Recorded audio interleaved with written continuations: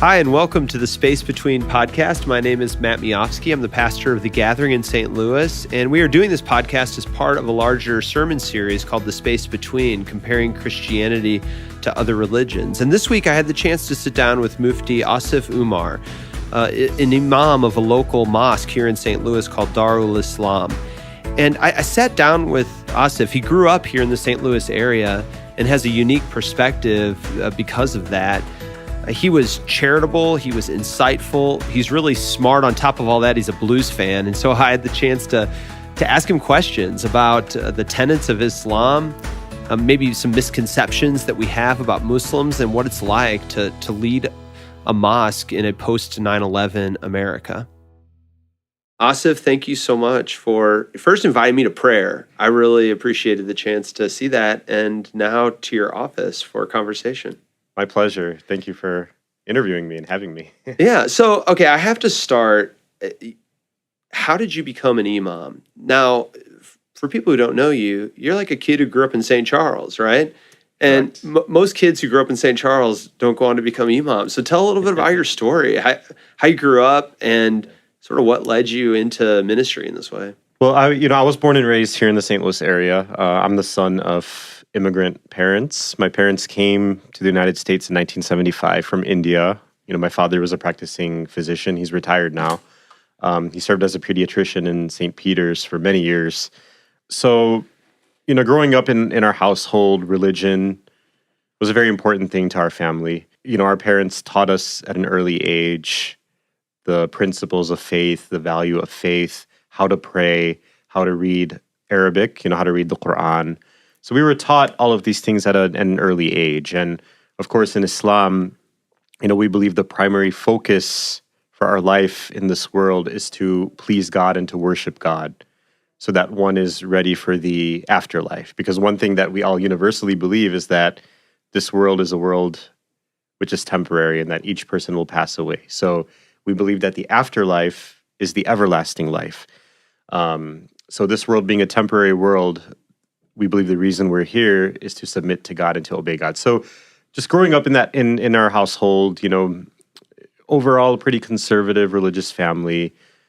We followed the tenets of Islam as much as we were able, and we put a great importance on that. So the way I became an imam, I was just a normal kid going to school. And what we used to do is that every Ramadan, we used to come to the mosque and pray the long prayers. So what happens in Ramadan is that the entire Quran is recited. The Quran, we divide it into 30 parts, right? It has 30 parts, 114 chapters. But what happens is that one part is recited per day, so that by the end of the month, the entire Quran has been recited in prayer. So I always found it amazing and cool that a person is able to memorize the entire Quran. They do it from memory, right? Exactly, it's from not memory. Reading yep, it. From memory completely. So they're able to memorize the Quran, and every day they go up there in front of so many people and recite it in a beautiful voice. It sounds so nice, and the way that they're able to recite it without making many mistakes or anything like that, I was like, wow, this is unbelievable and this is amazing, And our parents we had a daily routine at home. We'd come back from school and then we'd do our homework, and then we'd also have a dedicated time for reading Quran, right? So never would I have thought that, I would go one day to maybe memorize the Quran. So after elementary school, what I did was, and this wasn't, my parents had this desire as well, but I was not forced to or anything. So they said that, they knew that I had kind of that desire of memorizing the Quran, just as I used to see every year. So you were really Ramadan. Captured by this. Yeah, I was captured by that. I was captured by that. Wait, so you skipped over some. I have to ask you about this. You went to Catholic school, I right? I did. So you're a true St. Louisan. I did. I attended the academy. So I attended the Academy of the Sacred Heart in Now, St. Charles. Now, is that weird going to Catholic school being devout? I went there. My two older sisters, they also attended the same school. Their education was a very good education. That's got to give you a unique ability. Not only did you grow up, obviously, in the United States and right here in St. Louis, but you grew up in a lot of ways in a Christian school. I mean, you're bilingual in that sense, right? Does that help you? Yeah. So It did. We grew up speaking, our native language is the language of Gujarati, from India, based in India. So when I was younger, I used to speak it a little more fluently. But going to school in America and being around, everyone. And I sort of mean it metaphorically. You can speak the language of Christianity a little bit because you went to school, Yes. and obviously, Correct. you grew up Muslim. So Yes. That is correct. So yeah, so we if so ever we there used was to, a bridge builder, yeah, so we used you to got to have be it. so we used to have religion classes, going to Catholic school. So we used to learn about Christianity and a lot of the values, a lot of the moral values that we have are very similar, and there are a lot of similarities that we find. The one thing I would always question my teacher about in school growing up was the Trinity. So that was it's always been my down and dirty explanation that the biggest difference is the Trinity, right? I mean, exactly that's the main difference. It's our belief in Christ being God. Yes, correct. That is the big separator in a lot of ways, but there's so many other similarities. Similarities, especially when it comes to the moral aspect. A lot of similarities. I mean, we believe in God. We believe in Jesus as well. A lot of people don't realize that as Muslims, we believe in Jesus. We respect and revere Jesus. In fact, if you don't believe in Jesus, you cannot even be considered a Muslim. So to us, Jesus was a great prophet and a messenger of God. But the difference being is that we don't believe that he was God or the Son of God, but rather we believe that God is God alone. Yeah. That he is the independent and he has no partners. So we believe that Jesus was also a man, a human being, a creation of God.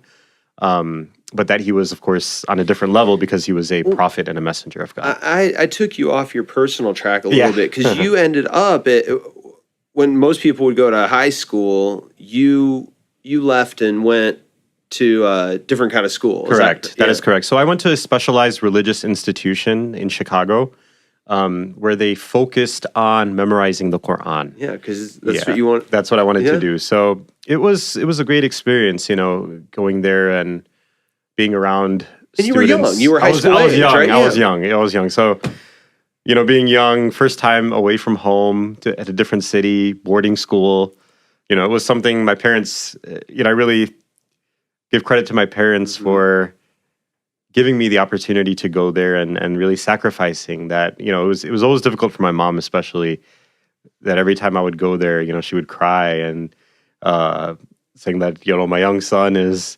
going off to a boarding school and, what is he going to do alone and this and that, right? So, but the main, it's going back to having faith and trust in God. And we know that God is going to be there for us, and we believe God is the helper, he is the protector. And so I experienced, I memorized the Quran in the school took about... Did you accomplish it? I did, yes, I did. So it took a while. Some people memorize it in a year, some people in 2 years, some people in 3 years. So how long did it take? For me, it took about 3 years. Okay. Some people, I was not blessed with photographic memory like some other people. There were some people who actually memorized it in 6 months, in a few months. So it's amazing. But so I accomplished that feat, thanks to God. And then what happened after that was, I had the option that do I want to go back to school or do I want to further my study and specialize in Islamic studies and the Islamic sciences? So kind of being in the environment for that many years in that specialized institution, I think I developed a love for the Islamic sciences. So I decided that, you know what, maybe I'd like to further my study and, perhaps become a scholar of Islam, learn the Islamic sciences, and then eventually go on to become an imam or a teacher or a preacher or whatever else. So you had at a pretty early age some sense that maybe you were going to go into Islamic studies in some way? I mean, at first when I attended the school to memorize the Quran, in the beginning, my intention was, okay, I'm just going to memorize the Quran and I'm going to go back to school. Cool party trick. Yeah, I'm exactly. Go be a, so, it just happened to be around being in the environment to kind of encourage me to do more. So now, what'd your parents think? I mean, I remember telling my parents when I was going to be a pastor, and they had a funny, of course they raised me as a Christian and they were happy in one sense, but they were also, had thoughts of me being something else. How did your parents, as it became clearer and clearer that you were going to commit your life to ministry in some full-time way, how'd your mom and dad react to that? They were very supportive.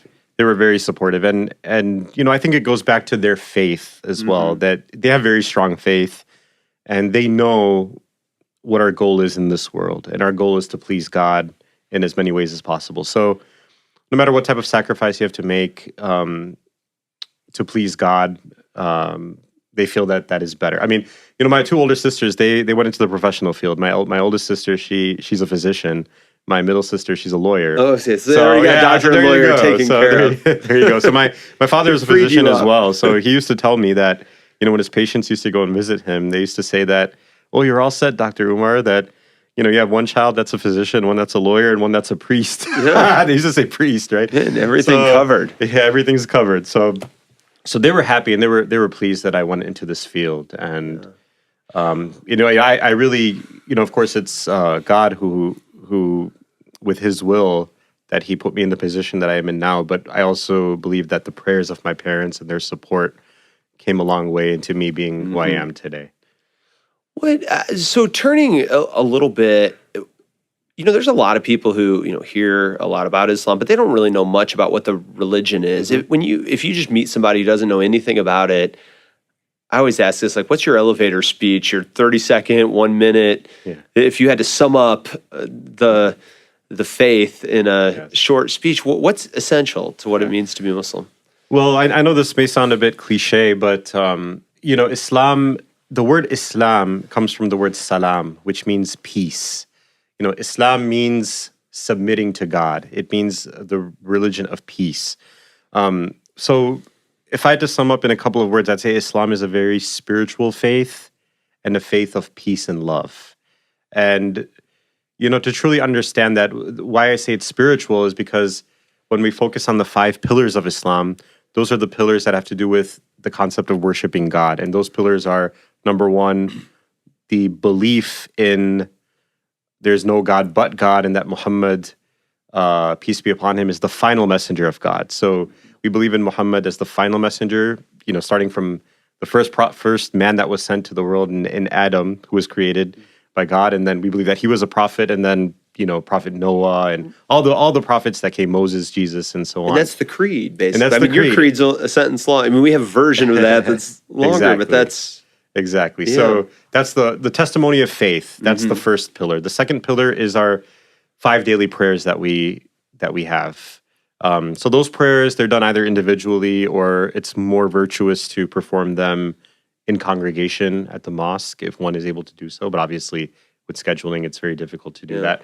The third pillar is the pillar of fasting during the month of Ramadan, where we fast 29 or 30 days, depending on the cycle of the lunar months. And that shifts throughout the year, every year to year. Every year. So since we go by the lunar calendar, it goes back. So Ramadan goes back about 10 days every year. Yeah. Yeah. And then the fourth pillar is the annual charity. So a person who owns a certain amount of wealth and they maintain that wealth for an entire year, they must pay 2.5% of their wealth to the needy. Just to clarify for Christians, that's not of their income. That's of what they're worth, right? Of their collective wealth. So it's collective wealth. So it's not. Well, there are certain rules and regulations regarding, but basically, for example, it's your money in the bank. It's the value of your stocks. Right. If a person has a business, then the value of your inventory, your Christians, merchandise. you don't get off only giving 2.5% of your income. That's not the same. Yeah. So this, this 2.5% is the compulsory amount, but most people, besides the 2.5%, they give much more in addition to that, beyond that. And that's optional, but most people go way above and beyond the 2.5%. So that's just at a minimum. Yeah. Yeah. And then the fifth pillar, the pilgrimage. The pilgrimage, correct. The fifth pillar is the pilgrimage. Okay. And that's done, the time of it is in the last lunar month of the year, certain days of the year. And that's, again, to commemorate the pilgrimage, the steps of Abraham, really that he took.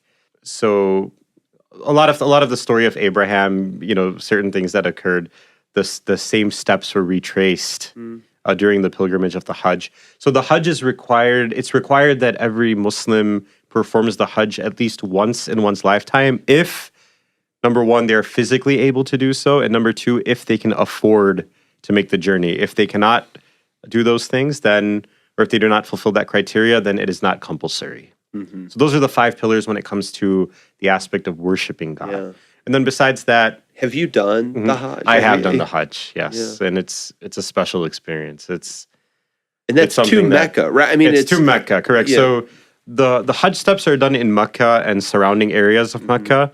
And then, of course, while you're in Mecca, you also visit Medina, which is the city of the Prophet, where he and the Muslims made the migration to when they were facing persecution and oppression at the hands of their people. This is just what role does Jerusalem? Because a lot of Muslims will also make a pilgrimage to Jerusalem. Is that yes. right? Yeah. Correct. So the Jerusalem contains Beit al-Maqdis, the Dome of the Rock, and the Al-Aqsa Mosque.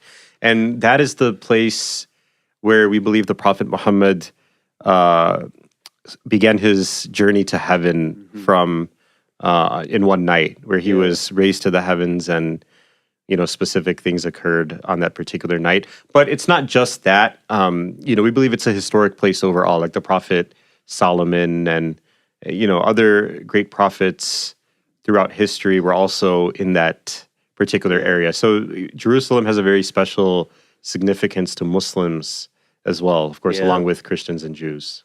Asif, I have to ask you, as you look out, I mean, obviously, so much of what people know about Islam comes from the news, television, the geopolitical events of our day. You really came kind of into ministry in a post 9/11 United States and everything that entails. I mean, I'm sure we could talk for hours about this, but as you look out, what are the challenges of being a Muslim faith leader in the United States and kind of a post 9/11 world? I mean, just this past week, we had the story of a man in New York City, killing 8 people, and the links and the beginnings of trying to connect that to larger movements like ISIS. I mean, what are the challenges for you as a faith leader in kind of a post 9/11 U.S.? Yeah, no, that's a great question. So, as you said, being in a post 9/11 world, it's definitely quite challenging for the Muslim community. Every time an attack like that occurs, which we wholeheartedly condemn, and it's these types of attacks go completely against Islam, especially a person who uses the name of God. For example, I read that person, some people said the person said God is great in Arabic, Allahu Akbar, which means God is great. And if you noticed in our prayer that we prayed, we say Allahu Akbar for every step in the prayer. God is great. God is great. That is something we all believe. We all believe God is great. But when you hijack the name of God and you say God is great to perform an act where you're going to hurt innocent people, that is the worst action a person can do. And we believe that person will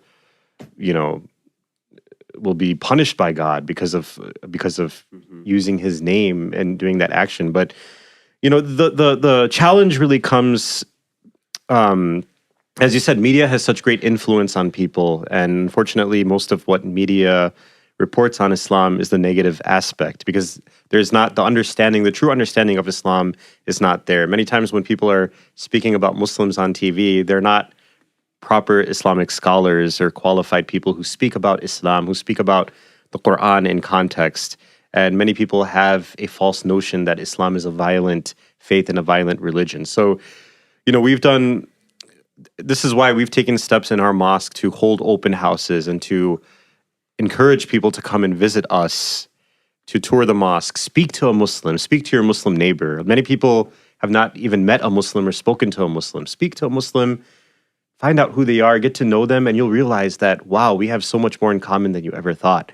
But the challenge is always educating people on the true word of the Quran and the true context behind the verses, which are always cherry-picked and misquoted by other people. So I always say that there's a similarity between extremists who commit these horrific actions in the name of Islam and Islamophobes who try to degrade Islam and try to create this false notion that Islam is a violent religion. And in the sense, what is that common aspect between both of them? That they both cherry pick portions of the Quran for their agenda. They'll read a line of the Quran and say, "See, look, this exactly, is, yes." So many times these verses are completely misquoted, and people do not understand the context. And the cherry picking is done. You're not the only faith where that happens. Yeah, there you go. We have our fair share.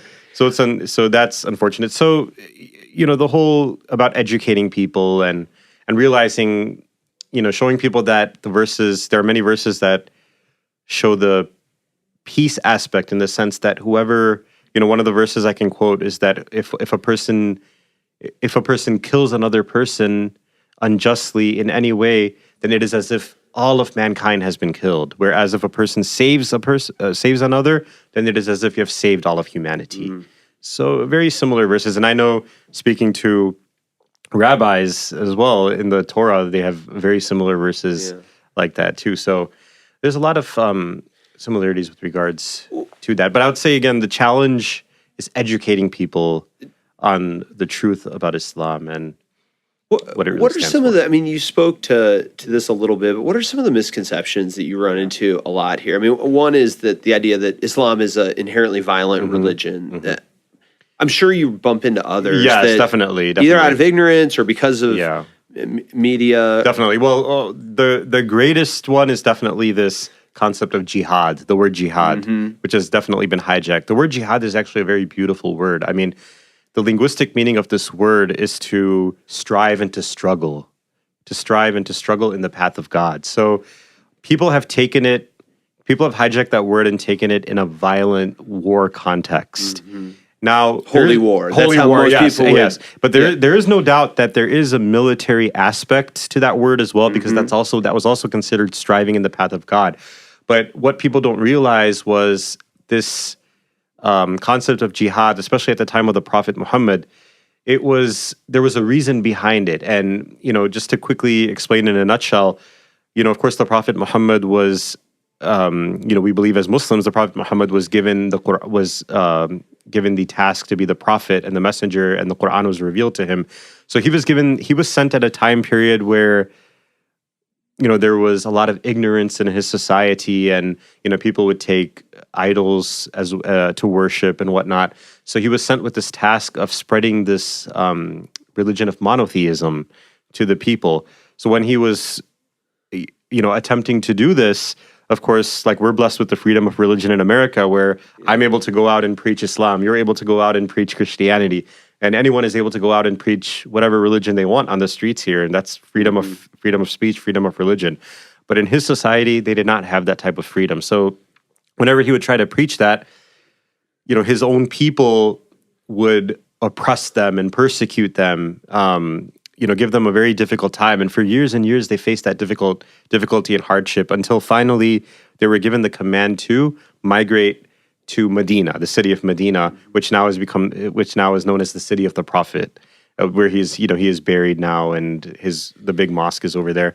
Is it true? I mean, I've heard and read that jihad also, I mean, while people associate it with this idea of holy war, militaristic imagery, that just as often or more often it's applied on a personal level to one's own pursuit. So I was going to get to that. I was going to get to that, but so I'll just quickly finishing up the last point. Sure. But so what happened was, when they were in Medina, his own people who were the idol worshippers, they saw that, Islam is now gaining strength, and this message of monotheism is really gaining adherence to the people. So what they did was they gathered their army to go into march to Medina and to kill the people. So the Battle of Badr, which was one of the great first battles, since they advanced with their army to kill the Muslims, now God revealed this verse in the Quran, وَقْتُلُوهُمْ حَيْثُ ثُقِفْتُمُوهُم, for example, which means that it's a verse which is misquoted completely, which means kill them wherever you see them. Nowadays, people say that, oh, look,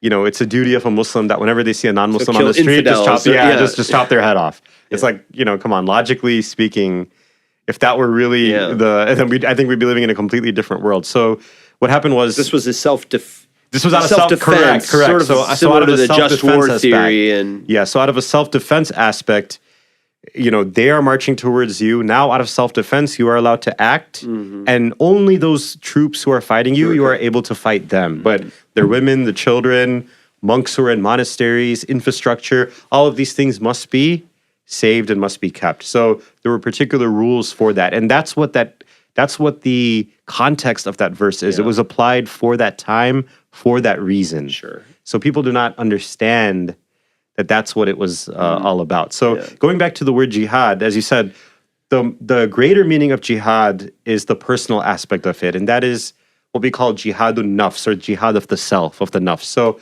temptations, desires, going when you have the chance to commit a sin, no one's watching. No one's watching, no one's going to be there. The battle, but deep down, that God is all seeing and God is watching. Yeah. So you have to, that knowledge that you have, that God is watching, if a person acts upon that alone and says, I'm not going to commit this sin because I know God is watching, that is how they have passed. That is the struggle.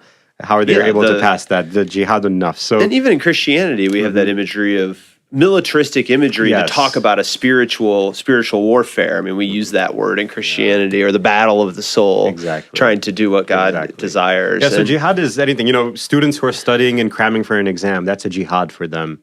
Anyone who is going through any type of struggle, that is a jihad. So that is, striving and struggling. This is a constant process for everyone in this world. So this is obviously one of the one of the greatest misconceptions is that it's a religion of violence, or that it's the jihad. This idea that Muslims are supposed to kill anyone who doesn't believe in the same God.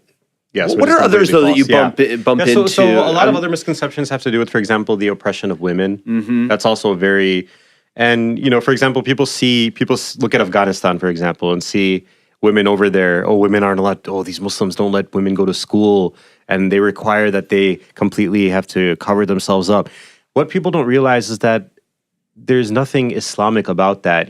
People tend to mix culture with religion, and that becomes very dangerous.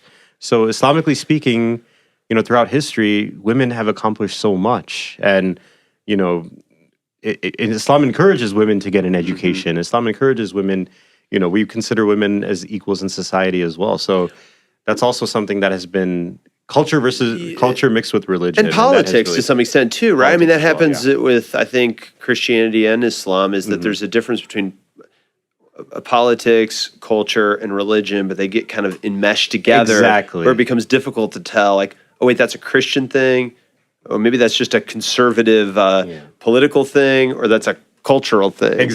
So I mean, one has to make the distinction between all these, and a person who does not have the proper knowledge to do so, they'll think that everything is one. So and I imagine, to be fair, I don't know if you would agree with this, but certainly in Christianity, to be fair, there are a lot of Christians who've mixed faith, politics, culture together so much that it becomes hard. And I imagine around the world, there's places where Islam, cultural traditions, and politics have been crashed together. That's correct. Yeah. So for us, we have two guidelines, and those guidelines are the Quran and the sayings of the Prophet Muhammad, peace be upon him. And we believe that the rulings and regulations within these two sources of Islamic law are quite wholesome. And now there are more contemporary issues that do come up, where scholars have to apply certain rules and regulations, principles of jurisprudence in order to come up with a ruling. But these rulings are always based on the Quran and the sayings of the Prophet Muhammad. So another misconception that I hear sometimes is, I think people just misunderstand beliefs about Muhammad, what Muslims believe about him. Not that he was the son of God, like a Jesus figure, but a prophet. Yes, correct. Special prophet, to be sure. Yeah. But so we believe that Muhammad was also a prophet of God, just like Jesus was a prophet of God, just like Moses was a prophet of God, and all the other prophets that came before them. But of course, we believe that he is the final messenger sent by God, who the Quran was revealed to. So, as Muslims, we also believe, of course, we believe that the gospel was. We believe the gospel was given to Jesus. We believe the Torah was given to Moses, and we believe that the Quran was revealed to the Prophet Muhammad. So, and that's the final revelation. And that is the final revelation, culminating the line of. And the Quran also is a book that confirms what came before it, meaning the gospel in its original form and the Torah in its original form. It's a book that also confirms those books that came before them. So the difference, of course, being is that we believe as Muslims that now the gospel and the Torah, we believe that they're not in their original forms, that they've been changed by man, and there's been influence with that. Whereas the Quran, God has made a promise in the Quran that he will protect and preserve the Quran. And one of the proofs of that is that from the time of the Prophet Muhammad till now, millions of people have memorized the Quran through memory and by heart. So that even if every single written form of the Quran would get destroyed or anything like that, you would still have people who'd be able to write the Quran. Write it back down through memory. Really briefly, because I know people hear about it a lot, there's a version of denominations within Islam. People hear Sunni and Shia all the time, whether it's in the news. Talk really briefly about it's an early split, right? Over leadership. It was an early split, and it was really more of a political split in the beginning. So the beliefs are the same in terms of the core of the belief, and that is there's no God but God, and that the Prophet Muhammad is the final messenger of God. Both Sunnis and Shias believe that. Even till this day, they believe that. The split occurred at the time, after the Prophet Muhammad departed from this world, who would be the next leader of the Muslims, the caliph, right? So some people felt that his closest companion, who was a senior, Abu Bakr, he was his right-hand man throughout his entire life, from the very beginning of Islam all the way till the day he passed away, so that he, for seniority, that would be the Sunni, that he would, correct. Yeah. So it would be, and then others believe that since his son-in-law, Ali, who was married to his daughter Fatima, that being a person from the household of the Prophet, that he should be the one who should be the next believer. So at the time, then the consensus came about that Abu Bakr would be the next leader, and really there wasn't much. And then later on in generations, there was some disagreements with regards to the political aspect. But even at that time, there was really no changing of religious beliefs. Down the line, things started to change, where some people started to kind of, I could say, I don't know, invent some things, put new things within religion, and then the split became such that, they started believing, like Shia believes they have some other aspects in faith that we do not believe, like the concept of 12 imams and all these other things. So we don't believe in all of that. But those were later developments. Yes. It started as a political leadership exactly. split. Yeah, so it started as a political split. But nowadays, the Sunni Muslims, in percentage-wise, are a lot more than nearly 90%, right?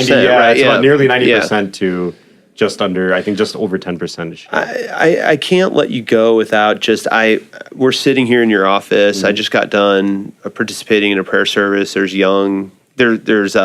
kids in there, and what are the challenges? Not so much with with sort of political concerns and stuff, but what are just the challenges of bringing new people into the faith? Because I know, like in churches and synagogues, with each successive generation, it's a little bit harder to make religion a part of their life. Do you see that same struggle to engage younger generations, or does that look different? You do. I think we also have the same struggles. When it comes to the youth, obviously the youth are all growing up in our culture and in our society, in American society, which is a great thing. You have kids who go to school and they're with students of all different faiths, ethnicities, and backgrounds.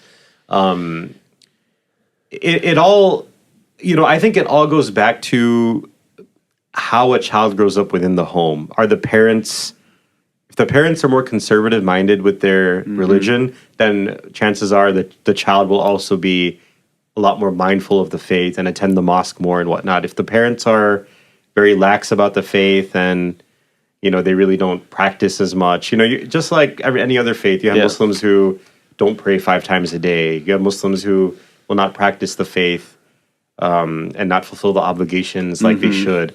So if somebody grows up in that society, in that type of household, then chances are that it will be more difficult. So we all share those challenges. We all share those challenges. So we have a youth group in our mosque, and every week we have fun activities and a special youth gathering dedicated for them. So we always try to encourage to have these types of fun activities so that the kids will come. Because if you just have something where you preach a lesson, how many people are going to come for that? They want to come for the fun activity, right? So you have a fun activity, a chance for them to get to know one another and to be with each other, to learn their religion, and to be in that environment where they're mindful of God and they're mindful of what their goal should be in this world, and which is to prepare for the afterlife. So the challenges are definitely also there. We have parallels. Yes. Well, before I let you go, on a more serious note, because I think about it, as we walked into the mosque, there's a security person sitting at the door. Is it hard? Is your community, do you find that in the wake of like what happened this past week in the United States, even though you're tucked in a suburb of St. Louis, are there acts of discrimination, prejudice against? Do you all experience that? Yeah, fortunately, we haven't experienced much. The worst thing that's really happened to us in the past few years were a couple of threatening phone calls. But, we have a very good relationship with law enforcement here in St. Louis and the FBI and everyone. So they've always come to our aid and they've helped us out. But, yeah, it's unfortunate. We never...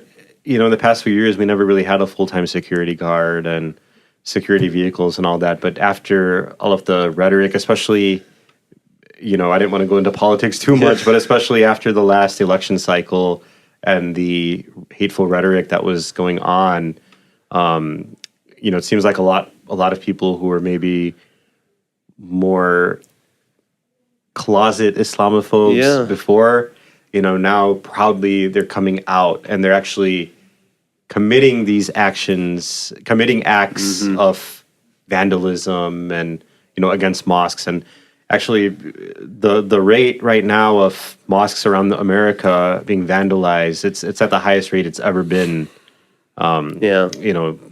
post 9/11. So, and it's fair for there to be fear. So you had to hire full-time security. So we have full-time security guard, and of course, every mosque has security measures in place.